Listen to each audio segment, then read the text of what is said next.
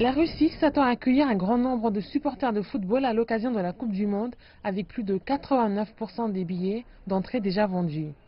Mais des questions ont été soulevées sur la capacité de la Russie à organiser avec succès un événement d'une telle ampleur.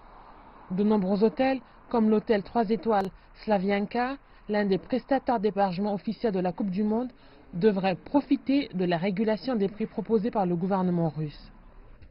Utilisant son expérience des Jeux olympiques de Sochi, la Russie a été capable de réguler les prix des hôtels dans chaque région. Les prix dépendent de combien d'étoiles possède un hôtel et c'est le maximum qu'il peut demander. Selon les règles, le prix d'une chambre d'hôtel une étoile à Moscou peut coûter jusqu'à 125 $ la nuit durant la Coupe du Monde.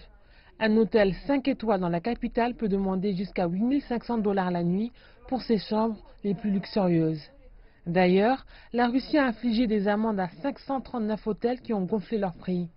Mais les prix gonflés ne seront peut-être pas le plus gros problème pour les fans dans quelques villes hautes. La ville de Saransk, par exemple, manque d'espace pour accueillir tous les visiteurs. J'irai voir un match à Saransk, mais je ne sais pas où je vais dormir. Je suis un hôtelier, mais je n'ai pas pu réserver une chambre. La compétition se déroulera dans 11 villes hautes russes, mais la demande a contribué à la flambée des prix des billets d'avion.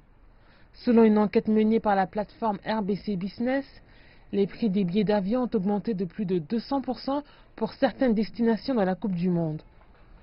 Pour les fans qui ont organisé eux-mêmes leur voyage, ils auraient dû planifier leur voyage il y a un an, car aujourd'hui ils doivent se résigner à payer des prix élevés.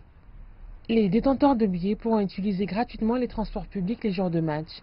Et la Russie a également rendu les choses plus faciles pour les touristes souhaitant louer un véhicule en acceptant en ligne les documents de voyage étrangers.